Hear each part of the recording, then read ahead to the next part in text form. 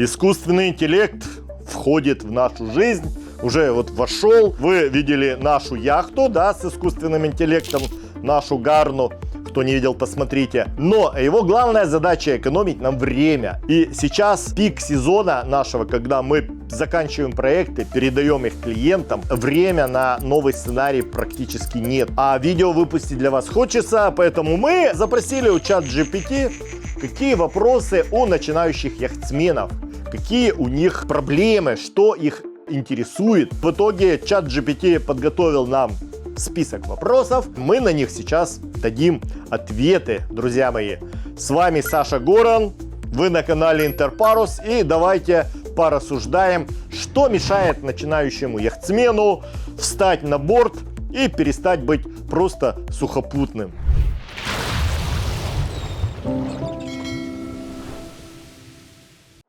И вот, ребята, значит, первый вопрос, который нам поставил искусственный интеллект. То есть, если бы он вдруг захотел заниматься яхтингом, он такой: с чего начать, если я никогда не был на яхте? Блин, ну с чего? Ну, сходи на яхту, собственно говоря. Тут ответ очень простой. Ну, ребят, в любом городе, где есть водоем, есть яхты. Просто выходите из Ютуба, вот сейчас досмотрели видео, идите из Ютуба, везде есть яхт-клубы, везде есть просто причалы, можно сделать просто себе вот такой выход на дневную прогулку, и вы поймете, что вас это окончательно заразит, то есть вирус яхтинга вот в вас попадет, и он уже никогда не выйдет оттуда, и он там останется, будет развиваться, и вам теперь с этим жить. Далее. Нужно ли уметь плавать, чтобы учиться яхтингу? Ну, так если вот прямо ответить, то нет, не нужно уметь плавать, чтобы учиться круизному яхтингу, ребята, круизному. Потому что вот у меня ребенок ходит, там берут на оптимисты, на маленькие вот эти спортивные динги только деток, которые умеют плавать. Если вы хотите научиться управлять круизной яхтой, там 30 футов и выше, ну, в принципе, чтобы учиться, уметь плавать не нужно. Но, конечно, это желательно. Вам не нужно уметь плавать как, не знаю, там, как чемпион мира, но, в принципе, на воде вы должны держаться, потому что в случае какой-то emergency ситуации, ну, в любом случае, вся надежда на спасательный жилет, ребята. То есть он гораздо важнее. Но держаться на воде, ну, надо уметь, ну и уверенно держаться. И следующий вопрос уже более такой толковый, то есть он уже немножко самообучился, наш ChatGPT. Сколько времени потребуется, чтобы научиться управлять яхтой? Вот здесь сломано много копий, сейчас в комментах посыпется куча негатива. Ну, пишите, ребята, пишите, я готов ко всему. Все зависит от вас, во-первых. Во-вторых, вы должны понимать, что в обучении на шкипера парусной яхты есть несколько уровней. Самое первое — это иншор шкипер, либо баребот шкипер. Она достаточно простая. Если у вас будет хорошая школа, вы пройдете недельную практику. И, в принципе, уже получите удостоверение. У некоторых школ перед этим существует курс теории. В нашей школе это 8 теоретических занятий онлайн. Но, опять же, с живым инструктором, заметьте. Это тоже важно, да, потому что если вам дают лекции почитать, ну, лекции вы можете и так себе, вот, собственно, начитаться. Второй вопрос относительно практики. Зависит все от инструктора, от лодки, от региона плавания. И от того, самое главное, сколько вас человек на этой лодке. Если вас больше 4, ну, ребят, хоть 2 недели, хоть 3 недели, ну, это все будет размазано. То есть вы не отрабатываете моторику, вы не концентрируетесь. Мы в нашей школе оставили группы только на 2 человека. Третьего мы берем, когда это семья, когда вот там ребенок, его нельзя оставить, вот, да.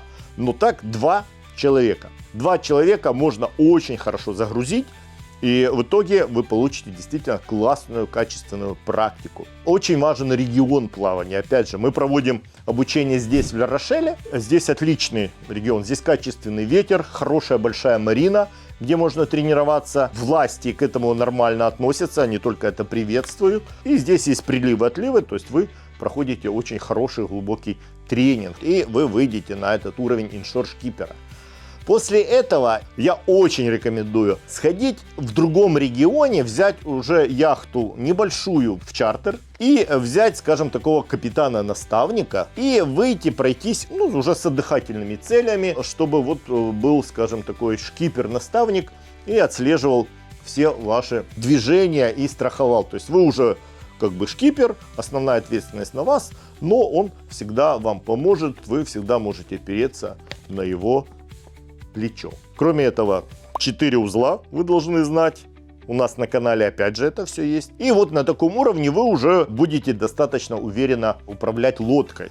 То есть, да, небольшая теория необходима.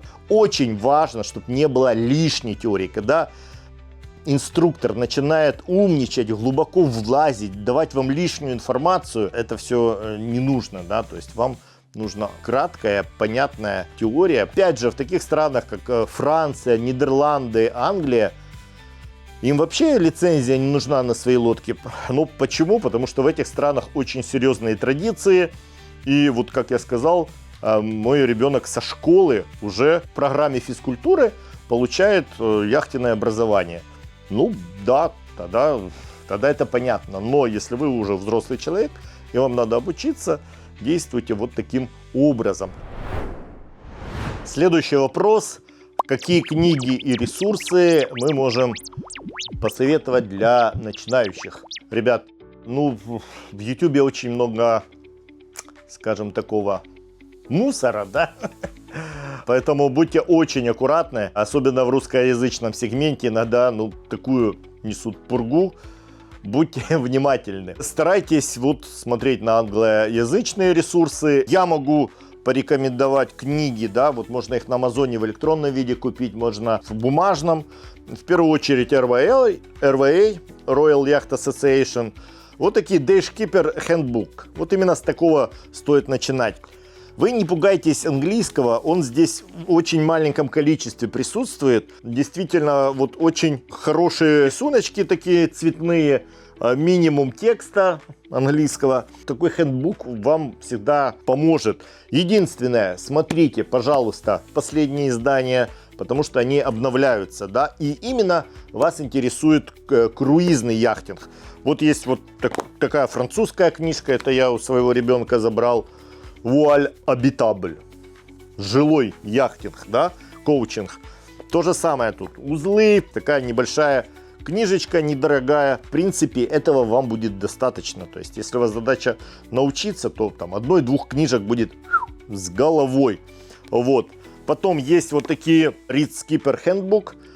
Это просто маленький справочник. Вы его можете купить просто, чтобы он был с вами постоянно, потому что здесь вплоть до серьезных тем рассматриваются и приливы, и отливы. То есть вы можете всегда смотреть в него. Может быть, есть такие же программки, я не знаю, напишите мне в комментах, может, есть такие application, и вы уже этим пользовались. Буду очень рад, и я расшарю это между нашего комьюнити. Кроме того, когда вы обучаетесь в нашей школе, вы получаете бесплатно вот такую книжку ISSA, ISSA, да, по-нашему. Inshore Skipper. Ребят, офигительная книга, действительно, просто бомбезная. Я как бы лучше, наверное, не видел. Постоянно ее и ISSA обновляет.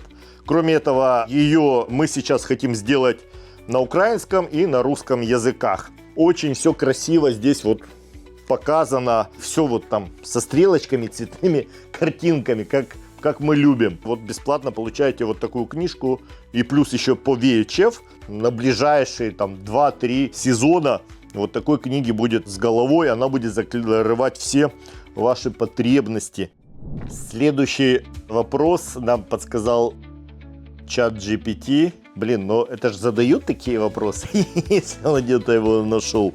Можно ли научиться яхтингу онлайн или обязательно проходить практику на воде? Что я могу ответить? Можно, но и тогда в онлайне на виртуальной яхте и ходить, в принципе.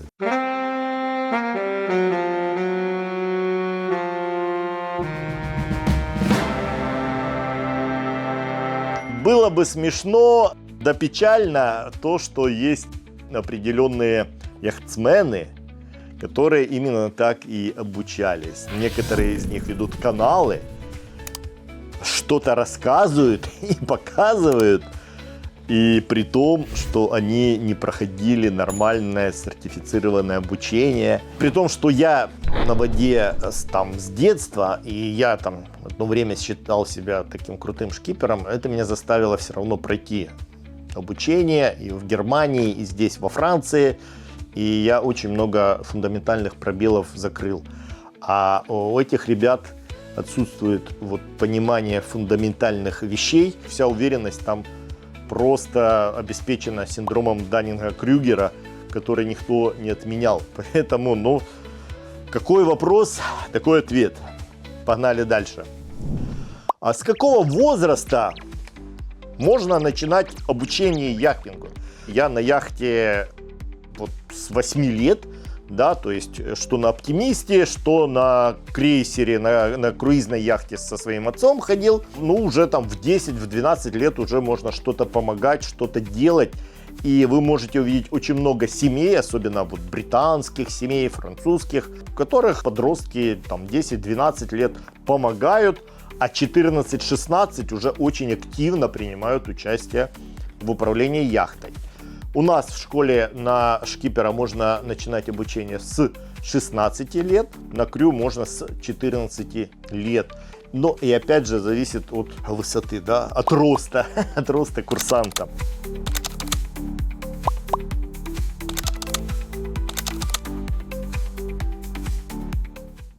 Тут мы плавно подходим к следующему вопросу. Насколько физически тяжело управлять парусной яхтой? Если мы говорим не о спортивном яхтинге, не о парусном спорте, а мы говорим о круизном яхтинге, друзья, поверьте, что физическая нагрузка есть, но она не тяжелая.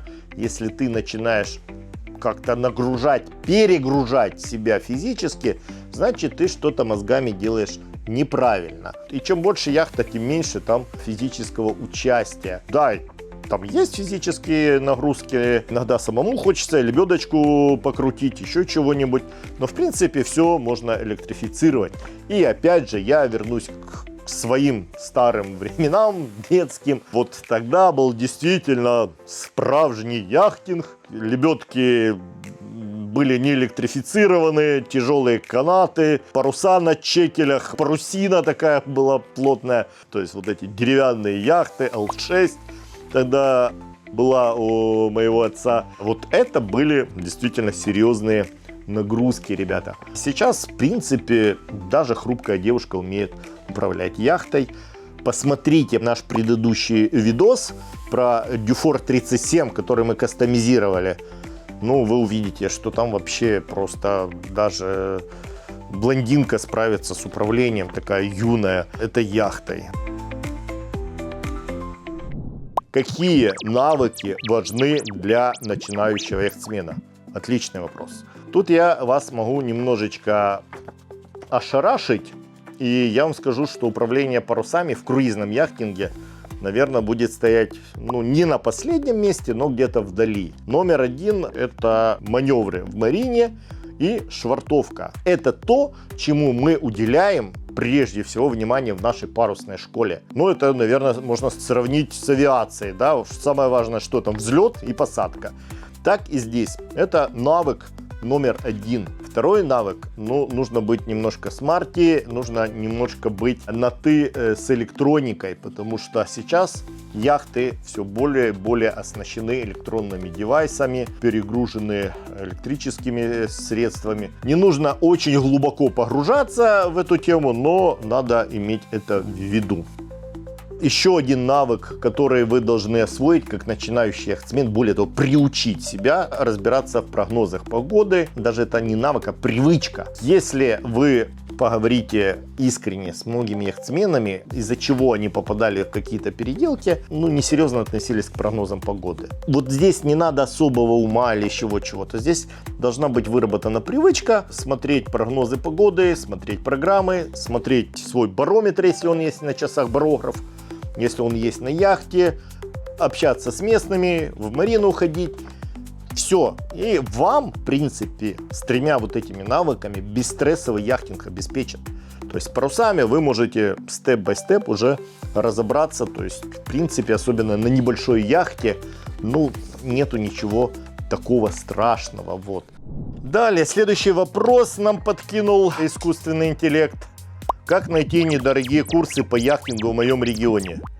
Ребят, ну это мы возвращаемся к вопросу про онлайн-обучение. Будут, наверное, самые дешевые курсы. Я, как основатель школы, владелец, но владелец, опять же, не в плане какого-то хвастовства, могу сказать, что, ребята, парусная школа – это далеко не самое прибыльное дело. И более того, чтобы обучить человека, нужно потратить большое количество ресурсов человеческих, материальных и так далее, и так далее. Поэтому, ну, дешевое обучение, ну, как там, дешева рыбка, погана юшка, да? И, соответственно, друзья мои, будет, такие же будут у вас знания.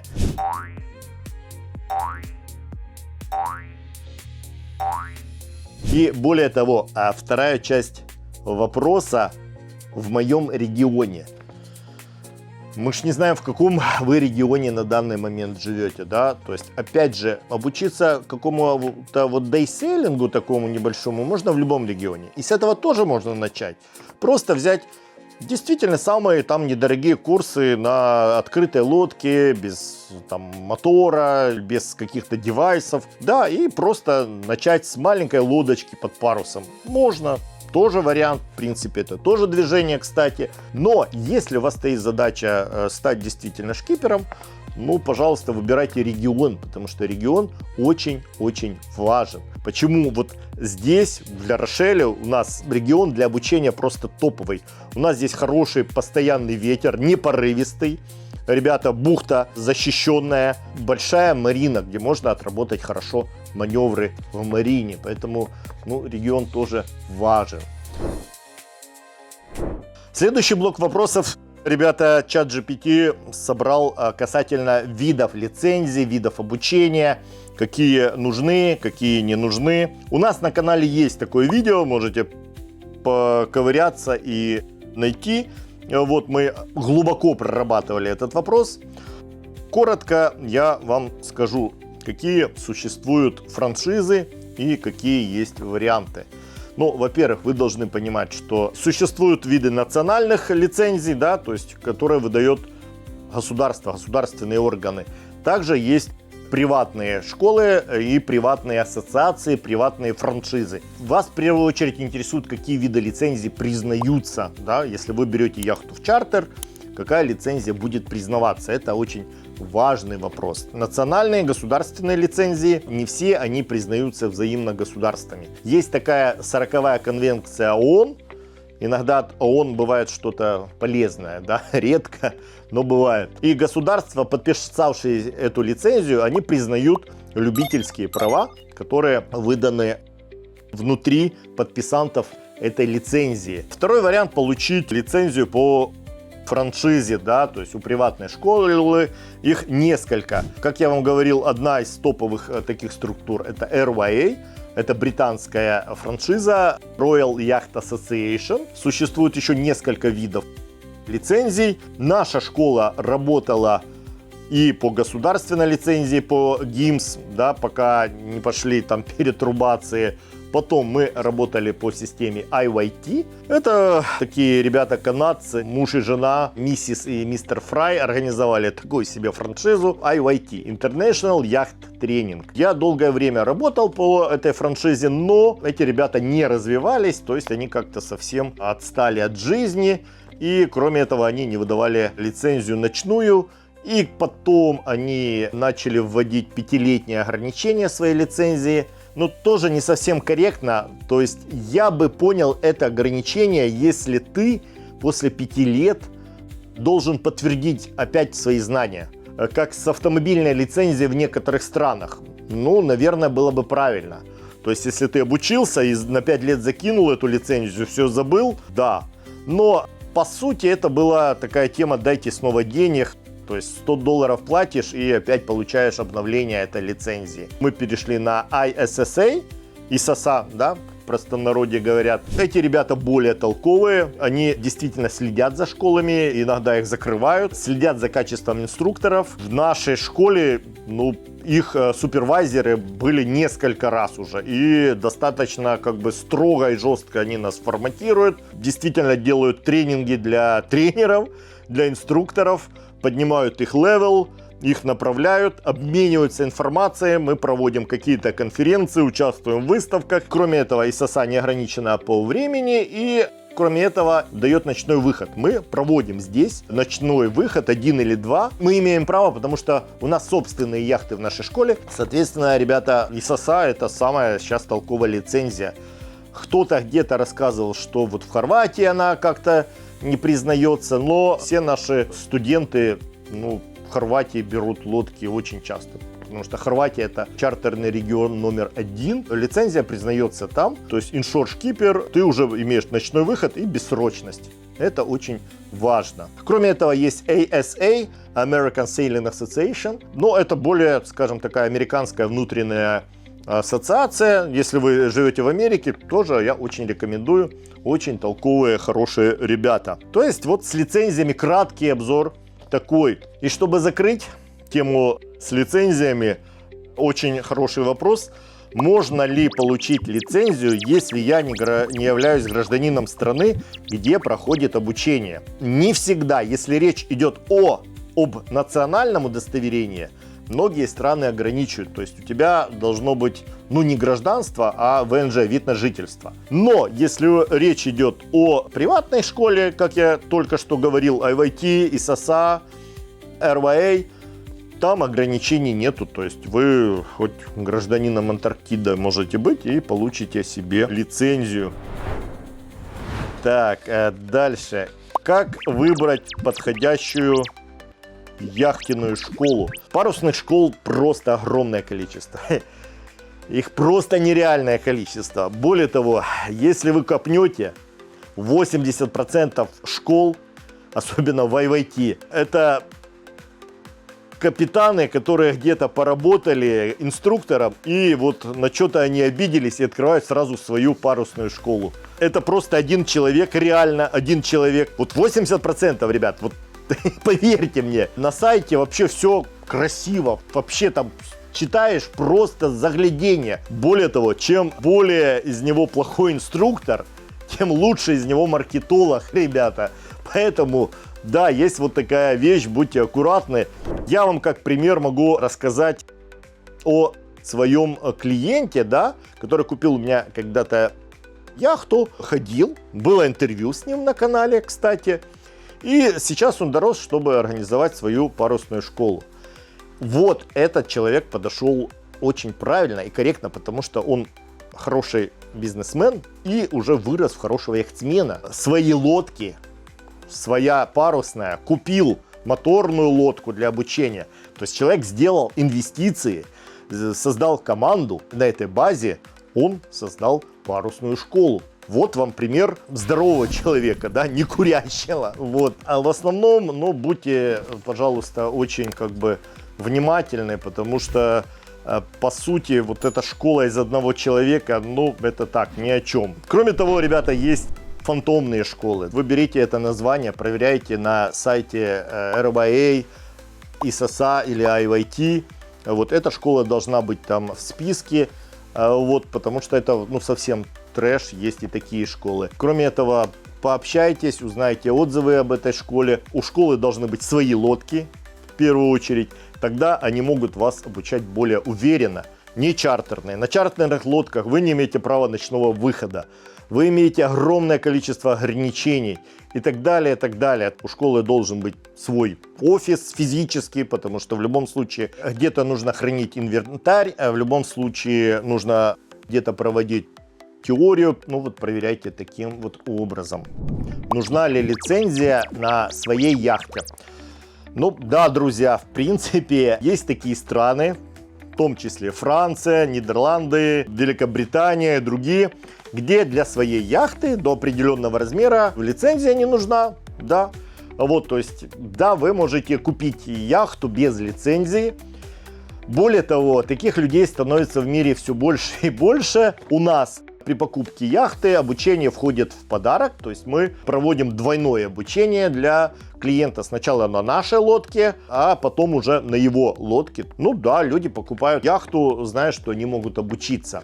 И наша школа, в принципе, была создана для того, чтобы обучать людей, которые купили яхту. И поэтому у нас дополнительная ответственность. Я хочу обучить этих людей действительно очень качественно и вот так добротно. Поэтому, ну да, есть люди, которые покупают яхту без шкиперской лицензии, парусную яхту, и ходят на ней. Вот здесь в нашей марине 5000 лодок стоит. И я вам скажу, далеко не у всех у них есть шкиперские лицензии. Следующий вопрос от начинающих яхтсменов. Какую яхту лучше купить для первого раза? Парусную или моторную? Хороший вопрос. И он, опять же, связан с предыдущим вопросом о навыках для начинающих яхтсменов. Вот 3 навыка начинающих яхтсменов, да, это маневры в марине, швартовка, это разбираться в электронике и разбираться в прогнозах погоды.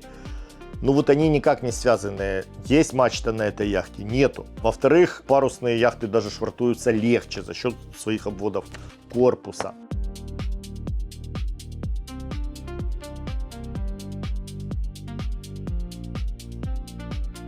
И повторюсь, управление парусами на данный момент стало очень легким, но не требующих каких-то сверхсложных мысленных либо физических усилий. Соответственно, ну, здесь все равно.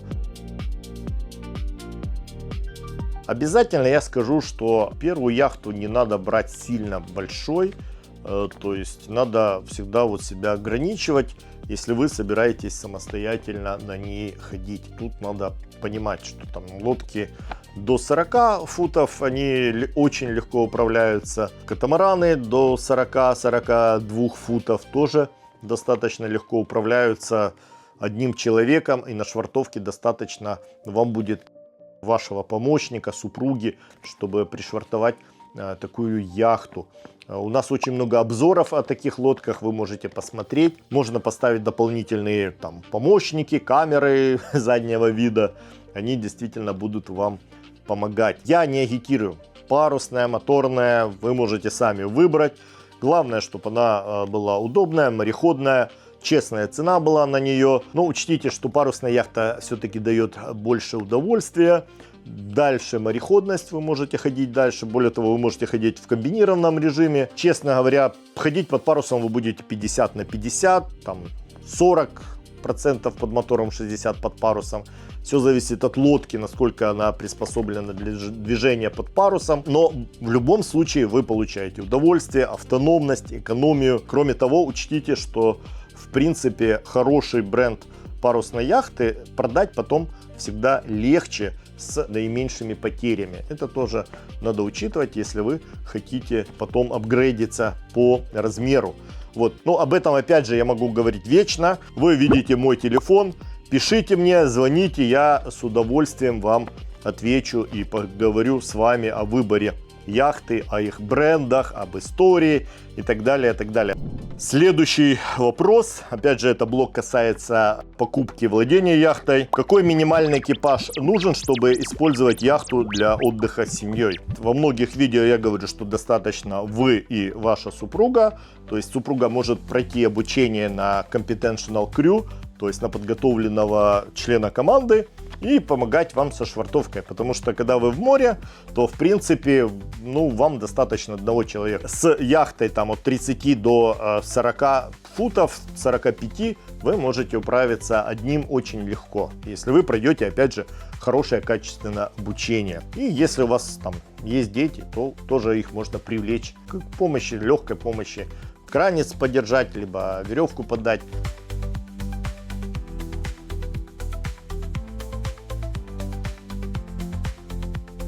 Далее, заключительный вопрос. Что лучше для новичка? Покупать новую яхту или взять подержанную и вложиться в апгрейд? Тут немножко не работает такая тема, как с автомобилями, что вот машина только выехала за ворота и она вот падает в цене. Опять же, речь идет о парусных лодках там от 30 до 50 футах. Цены на яхты не сильно падают, как бы нам хотелось сейчас. Более того, они продолжают опять расти. Конечно, новая лодка имеет меньше проблем. В любом случае придется там в ней иногда ковыряться, но есть гарантия на какие-то вещи, есть поддержка от продавца. С новой лодкой попроще новичку. Моя рекомендация: лучше взять лодку поменьше, но поновее, посвежее. И если вы не тянете новую лодку, то моя рекомендация, опять же, лодка, что была поменьше, там от 30-32 футов, вы уже будете помещаться вот с такой комплекцией, как моя. Взять ее посвежее, насколько возможно свежую лодку. Что ж, друзья, вот такие были вопросы, подготовленные искусственным интеллектом от начинающих яхтсменов. Если у вас еще остались вопросы, пожалуйста, не стесняйтесь, обращайтесь, звоните мне, пишите, и я буду рад с вами поговорить о яхтинге, рад помочь вам обучиться управлять парусной либо моторной яхтой. А я, Саша Горан, и вся моя команда Интерпарус прощается с вами, и до встречи в морях!